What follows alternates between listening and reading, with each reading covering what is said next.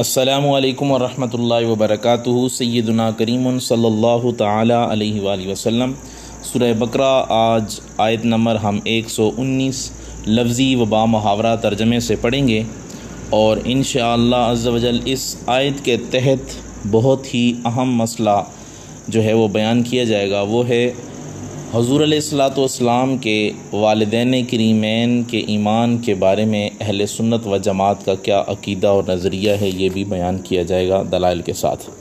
تو آئیں سب سے پہلے آیہ مبارکہ کی تلاوت سماعت فرماتے ہیں اور اس کے بعد اس کی تفسیر کی طرف چلتے ہیں۔ اعوذ باللہ من الشیطان الرجیم، بسم اللہ الرحمن الرحیم۔ إِنَّا أَرْسَلْنَاكَ بِالْحَقِّ بَشِيرًا وَنَذِيرًا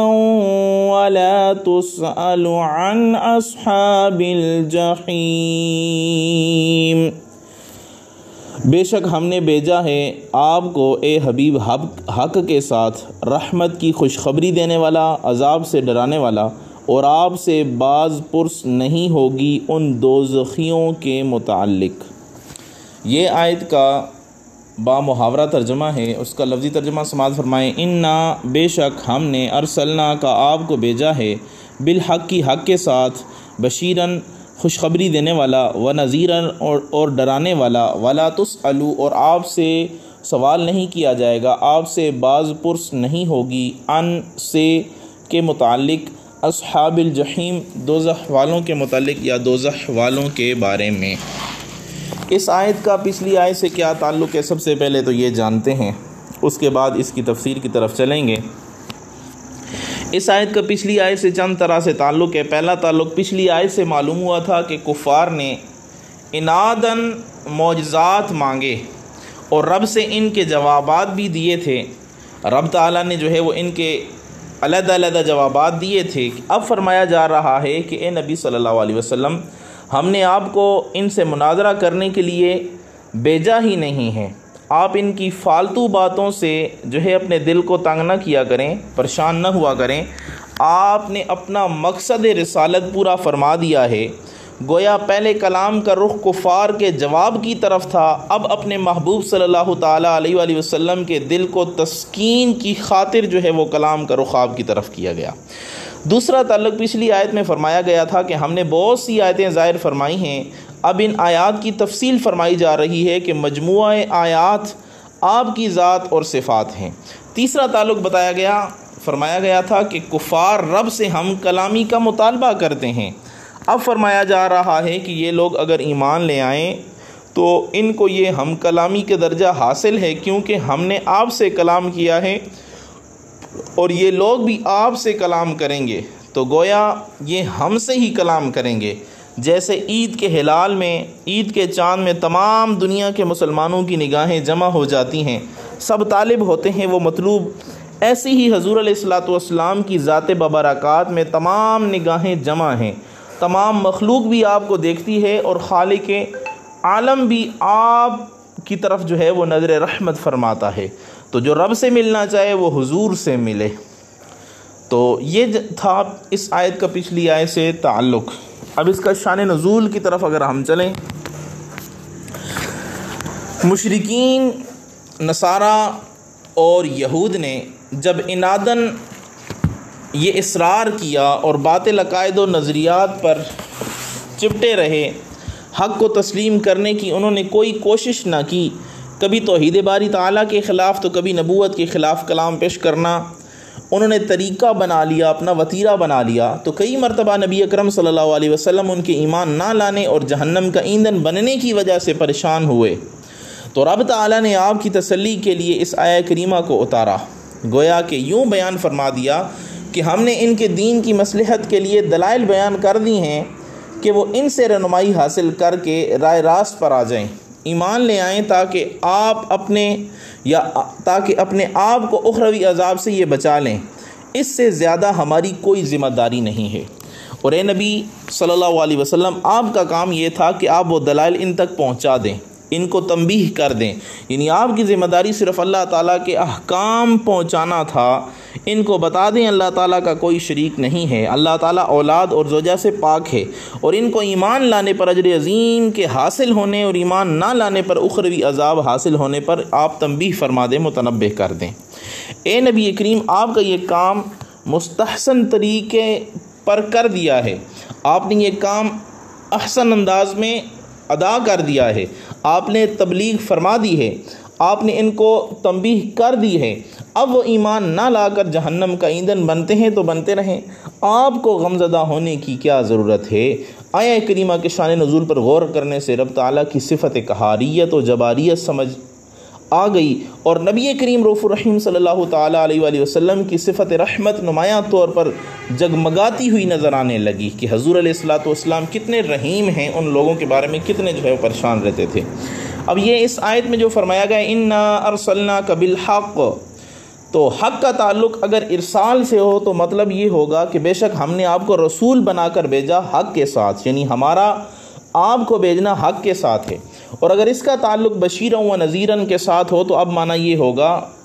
کہ ہم نے آپ کو بھیجا ہے بشیر اور نذیر بنا کر، آپ ان کو بشارت دیتے ہیں حق کے ساتھ اور آپ ان کو ڈراتے ہیں حق کے ساتھ، یعنی آپ کا بشارت دینا، آپ کا ڈرانا حق ہے، اس میں باطل کا کوئی بھی تصور نہیں ہے، اس میں باطل کی ذرا سی بھی آمیزش نہیں ہے۔ اور تیسرا مطلب یہ بنتا ہے کہ حق سے مراد دین اور قرآن ہو۔ اب اس صورت میں معنی یہ ہوگا بے شک ہم نے آپ کو قرآن دے کر بھیجا ہے اس حال میں کہ جو اللہ کی اطاعت کرے اسے آپ ثواب کی خوشخبری سنا دیں، اور جو کفر کرے اسے آپ عذاب سے ڈرائیں۔ اگرچہ یہ تینوں معانی معتبر ہیں، ایک ایک لفظ سے کثیر اور عظیم مطالب کا حاصل ہونا دراصل قرآن پاک کی عظمت پر دلالت کرتا ہے، تاہم زیادہ مشہور اور بہتر قول یہ ہے کہ بشیر اور نذیر صفت ہو رسول کی، اور معنی یہ ہوگا اے رسول کریم صلی اللہ علیہ وسلم، بے شک ہم نے آپ کو حق سے بھیجا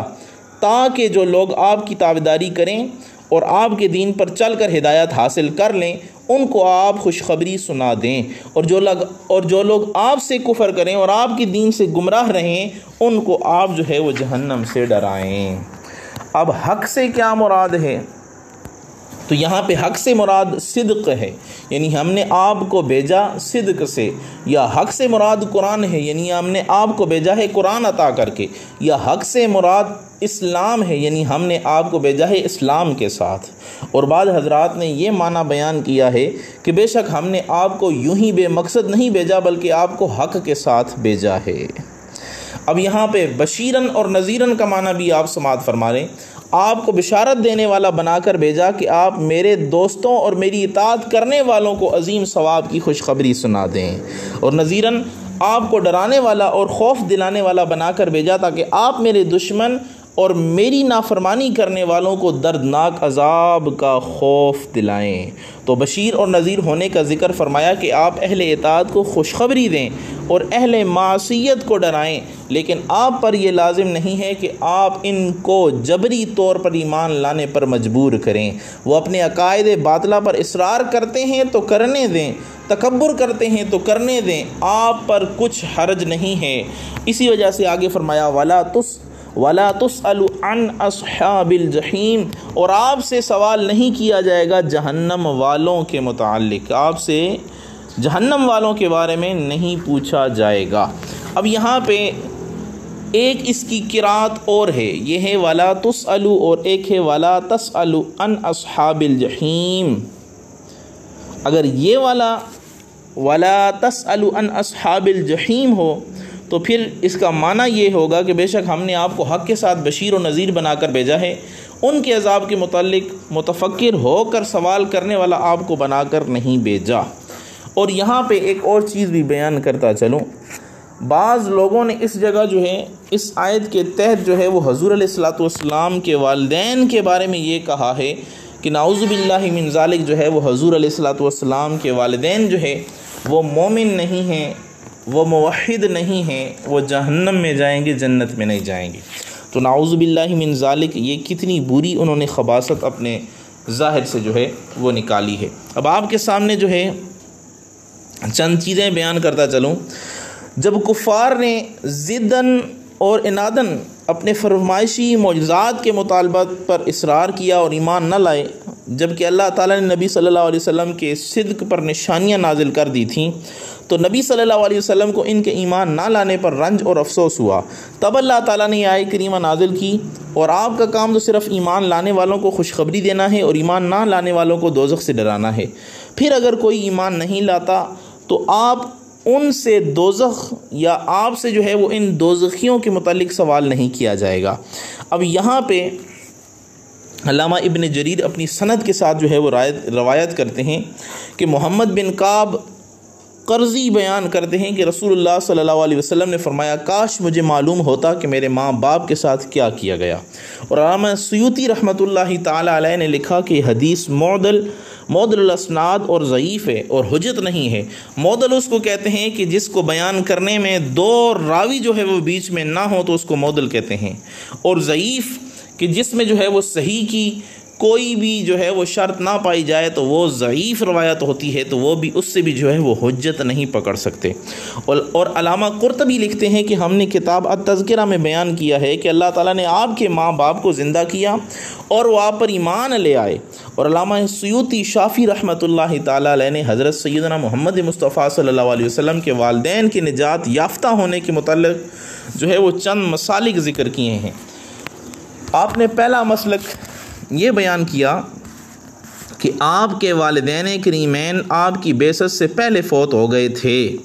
اور جو بعثت سے پہلے فوت ہو گئے تھے ان کو عذاب نہیں ہوگا، کیونکہ اللہ تعالیٰ نے فرمایا وَمَا كُنَّا مُعَذِّبِينَ حَتَّى نَبْعَثَ رَسُولًا، سورہ بنی اسرائیل آیت نمبر 15، اور ہم عذاب دینے والے نہیں جب تک رسول نہ بھیج دیں۔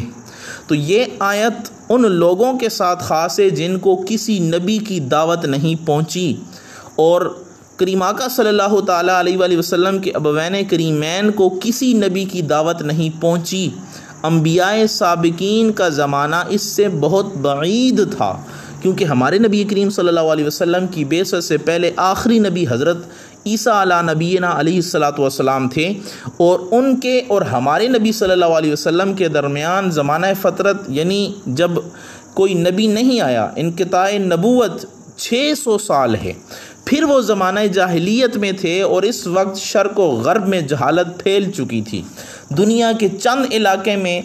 گنتی کے علماء اہل کتاب تھے، اور اس کے علاوہ شریعت کی معرفت کے ذرائع معدوم ہو چکے تھے، اور آپ کے والدین شریفین نے کہیں سفر نہیں کیا، صرف آپ کے والد گرامی ایک بار مدینہ منورہ گئے، اور انہوں نے زیادہ عمر نہیں پائی۔ جب حضرت آمنہ امید سے ہوئیں تو اس وقت حضرت عبداللہ کی عمر 18 سال تھی، اس وقت آپ مدینہ گئے اور وہیں وفات پائی۔ اور جب رسول اللہ صلی اللہ علیہ وسلم کی عمر 6 سال کی تھی تو حضرت آمنہ غالباً اپنے شوہر کی قبر کی زیارت کے لیے مدینہ گئیں اور وہیں فوت ہو گئیں۔ اور نبی کریم صلی اللہ علیہ وسلم کی بعثت اور حضرت ابراہیم علیہ السلام کے درمیان 3000 سال سے زیادہ کا عرصہ تھا۔ تو یہاں سے یہ پتہ چلتا ہے کہ یہ لوگ جو ہے یہ موحد تھے، اس وجہ سے جو ہے وہ موحد جو ہوتا ہے ان کے بارے میں حکم یہ ہوتا ہے کہ قیامت والے دن جو ہے وہ ان پر ایمان پیش کیا جائے گا۔ اگر انہوں نے ایمان قبول کر لیا تو جنت میں چلے جائیں گے، اور علماء فرماتے ہیں کہ حضور علیہ الصلوۃ والسلام کے والدین پر ایمان پیش کیا جائے گا تو وہ ایمان قبول کر کے جو ہے وہ جنت میں چلے جائیں گے، کیونکہ آپ موحد ہیں۔ دوسرا مسئلے کے ثانی، آپ کے ابوین کریمین سے شرک صادر نہیں ہوا، بلکہ وہ حضرت ابراہیم علیہ السلام کے دین پر تھے، جیسے اور بھی کئی عرب تھے، مثلا زید بن عمر بن نفیل، ورقہ بن نوفل وغیرہ۔ امام فخر الدین رازی رحمۃ اللہ تعالیٰ علیہ نے اپنی کتاب اسرار التنزیل میں لکھا ہے کہ آزر حضرت ابراہیم علیہ السلام کے والد نہیں تھے بلکہ چچا تھا، کیونکہ نبی کریم صلی اللہ علیہ وسلم کے آباء و اجداد کافر نہیں تھے۔ اللہ تعالیٰ فرماتا ہے الذی یراک حین تقوم وتقلبک فی الساجدین، جو آپ کو دیکھتا ہے جب آپ کھڑے ہوتے ہیں اور دیکھتا ہے سجدہ کرنے والوں میں آپ کے پلٹنے کو، یعنی آپ کا نور ہمیشہ سجدے کرنے والوں میں ایک دوسرے سے منتقل ہوتا رہا، یعنی جو بھی عبادت کرنے والے تھے اللہ تعالیٰ کی ان میں جو ہے وہ حضور علیہ الصلوۃ والسلام کا نور منتقل ہوتا حضرت عبداللہ کی جو ہے وہ پیشانی میں چمکا، اور اللہ تعالیٰ نے فرمایا انما المشرکون نجس، سب مشرکین معاذ نجس ہیں۔ اور آپ صلی اللہ تعالیٰ علیہ وآلہ وسلم کا یہ فرمان بھی ذہن نشین رہے کہ میں ہمیشہ طاہرین کی پشتوں سے طاہرات کے رحموں میں منتقل ہوتا رہا، تو اس لیے واجب ہے کہ آپ کے آباء و اجداد میں سے کوئی مشرک نہ ہو۔ اور امام راضی کا کلام تو یہاں پہ ختم ہوا، نیز احادیث سے ثابت ہے کہ آپ کے تمام آباء اپنے زمانے میں سب سے افضل اور خیر تھے، کیونکہ امام بخاری نے اپنے صحیح میں حضرت ابو ہریرہ رضی اللہ تعالیٰ عنہ سے روایت کیا ہے، رسول اکرم صلی اللہ علیہ وسلم نے فرمایا کہ میں ہر قرن میں بنو آدم کے خیر قرن سے مبعوث ہوا ہوں، حتیٰ کہ وہ قرن جس میں مبعوث ہوا ہوں وہ سب سے بہتر ہے، وہ سب سے خیر والی ہے۔ اور امام بہقی نے دلائل النبوہ میں حضرت انس رضی اللہ تعالیٰ عنہ سے روایت کیا ہے کہ جب بھی لوگوں کے دو فرقے ہوئے، اللہ تعالیٰ نے مجھے ان میں سے خیر میں رکھا، اور میں اپنے ماں باپ سے پیدا کیا گیا اور مجھے زمانہ جاہلیت کی کسی چیز نے نہیں چھوا، اور حضرت آدم علیہ السلام سے لے کر میرے والدین تک میں ہمیشہ نکاح سے پیدا ہوا، زنا سے پیدا نہیں ہوا، میں تم سے خیر یعنی افضل ہوں، اور میرے ماں باپ تمہارے باپ سے خیر ہیں۔ اور امام عبد الرزاق نے حضرت علی رضی اللہ تعالیٰ عنہ سے روایت کیا ہے کہ ہر دور میں روئے زمین پر کم از کم 7 مسلمان ضرور رہے ہیں، اگر ایسا نہ ہوتا تو زمین اور زمین والے ہلاک ہو جاتے۔ تو اس حدیث کی سند امام بخاری، امام مسلم کی شرائط کے مطابق ہے۔ اور مومن اور کافر میں مومن خیر ہے۔ قرآن مجید میں اللہ تعالیٰ فرماتا ہے وَلَعَبْدٌ مُؤْمِنٌ خَيْرٌ مِّن مُشْرِک، اور غلام مومن مشرک سے خیر ہے۔ تو نبی کریم صلی اللہ علیہ وسلم کے آباء ہر زمانے کے لوگوں میں خیر تھے اور خیر مومن ہے، اور ہر زمانے میں مومن تھے، تو ثابت ہوا کہ آپ کے تمام آباء ہر زمانے میں مومن تھے، یعنی خیر پر تھے۔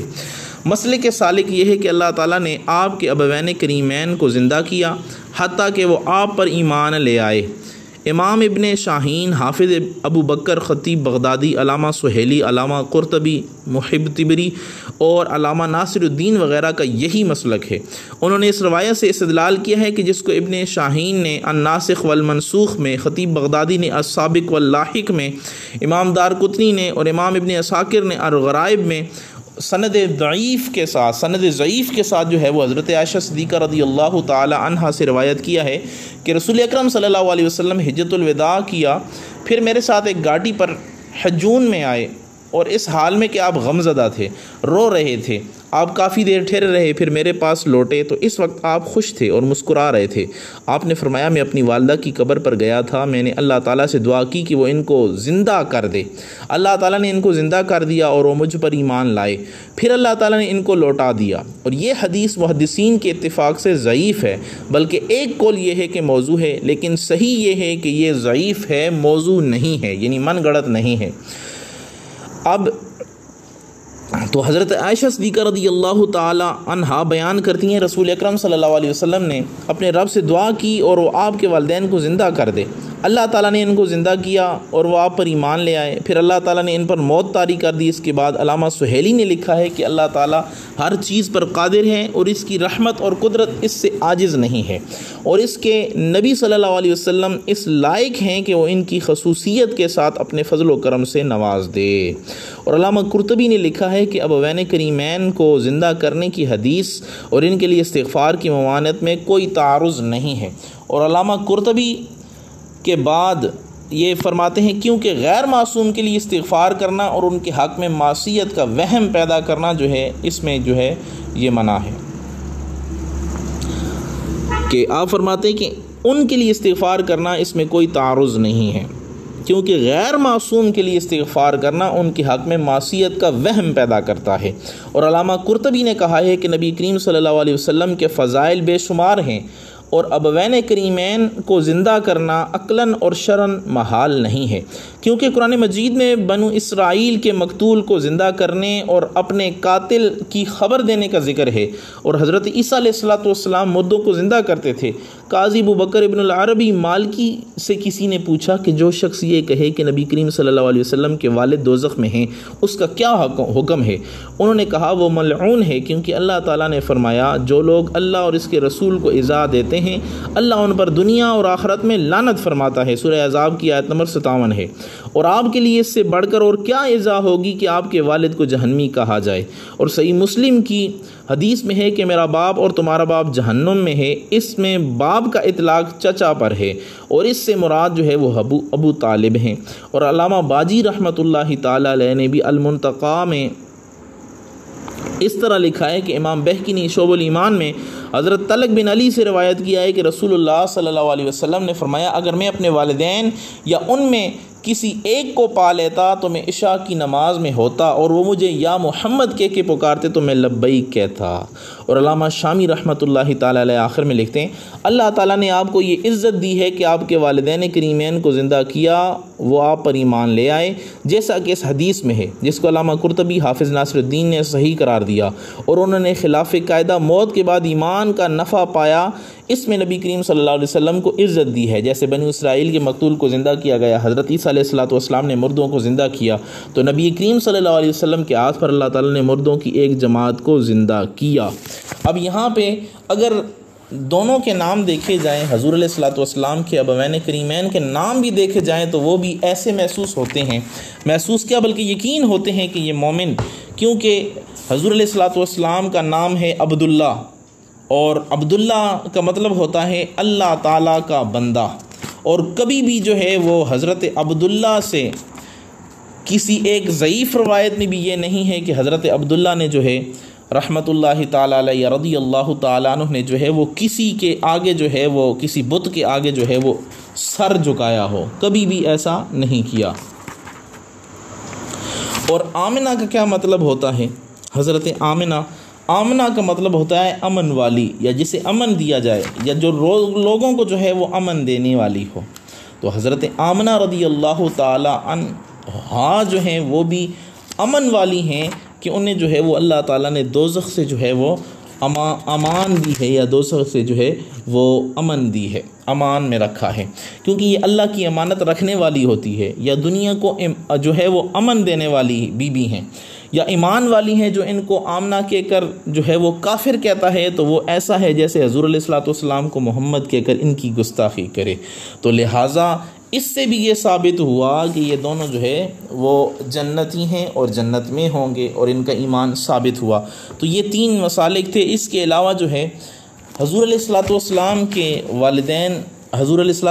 والدین کے ایمان پر بہت سارے جو ہے وہ اہل سنت نے بہت سارے رسالے وغیرہ بھی لکھے ہوئے ہیں، اگر کسی نے پڑھنے ہیں تو وہ پڑھ سکتا ہے۔ علامہ عبدالرزاق بطرالی صاحب نے بھی لکھا ہے، اعلیٰ حضرت رحمۃ اللہ تعالیٰ علیہ اور دیگر جو ہے وہ علماء نے